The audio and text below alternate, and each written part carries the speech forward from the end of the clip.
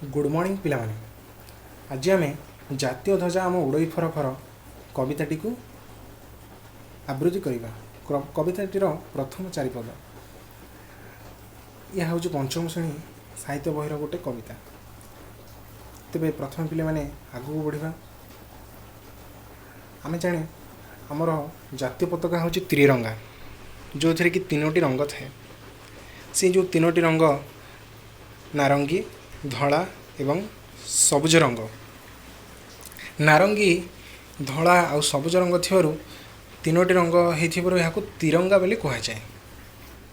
से जातीय ध्वजा आमर महान। तेबे पिला माने कवितार कवि होछंती पंडित उपेन्द्र त्रिपाठी। से जड़े महान कवि। से ओडिया साहित्य इतिहासर प्रथम राष्ट्रपति पुरस्कार प्राप्त शिशु साहित्यिक। से 1903 मसीहा सेप्टेम्बर मास 10 तारिख दिन जाजपुर जिला हरिदासपुर निकटस्थ मुरेरीपुर ग्राम जन्मग्रहण करथिले। तेबे पिला माने तुम बहिरे यही कवि परिचय अच्छी, या जानी रख। से कुहू कुहू, ऋणु झुणु, सुलुसुलु, घंटी घागुड़ी यहीपरि अनेक सृष्टि रचना करिसेंती। तेबे पिला माने कविताटी को आम एथर शुणा। मु प्रथम बोलूँ, तुम्हें शुण। विदेशी शासन रे अधीन थिला देश, सेकाळे भोगुथिलु केते जे आमे क्लेश।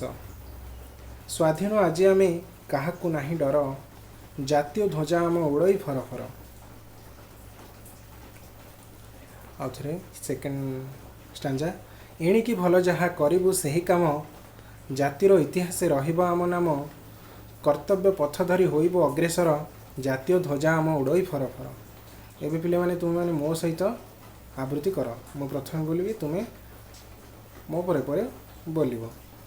विदेशी शासन रे अधीन थिला देश, सेकाळे भोगुथिलु केते जे आमे क्लेश।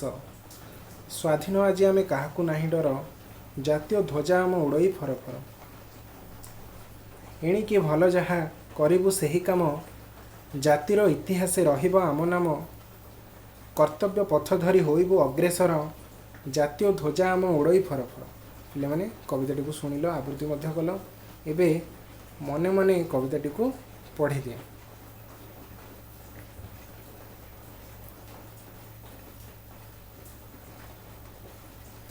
मने मने कविताटी को पढ़ी दियो।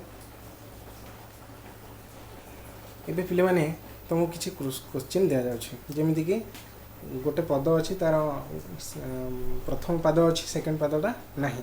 तुम ताकू पूरण कर निज खाता मध्य व्यवहार कर।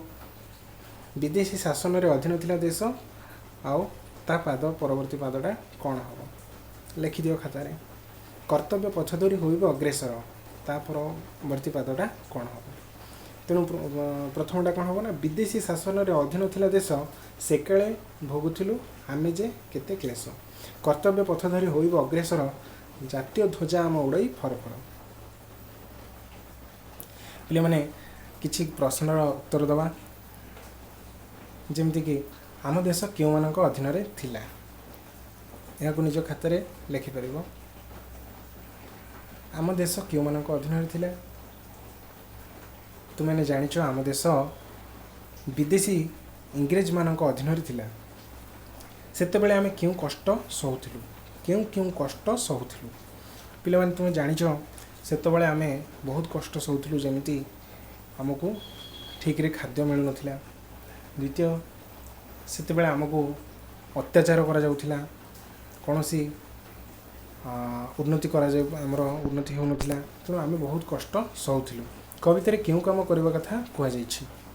कवितारे तुम तो आगु को पढ़, किंतु वर्तमान जी अच्छी तार उत्तर हम कवितार आम भल कम करवा। भल कम तुम जानिछ, जमीक कि जहाद्वारा देशर किसी उन्नति हो। कवितार आम भल कम करवा कथा कह जाइछि। कवितार कवि किए तुमने जान। कवितार कवि होती पंडित उपेन्द्र त्रिपाठी। पताकार चारिटी प्रतिशब्द लेख। लेख कौन हम। पताकार चारिटी प्रतिशब्द हम कौन। पताकार चारिटी प्रतिशब्द होछि ଧ୍ୱଜ, ଧ୍ୱଜା, କେତୁ, ବାନା। ତୁମମାନେ ଦେଖିପାରିବ କାର୍ଯ୍ୟଫଳ 1ରେ ଉତ୍ତର ଦିଆଯାଇଛି। ଯଦି ତୁମକୁ এই বিষয়টি ଭଲ ଲାଗିଛି ତେବେ ନିଶ୍ଚୟ এই ଚ୍ୟାନେଲକୁ ସବସ୍କ୍ରାଇବ୍ କର। Thank you.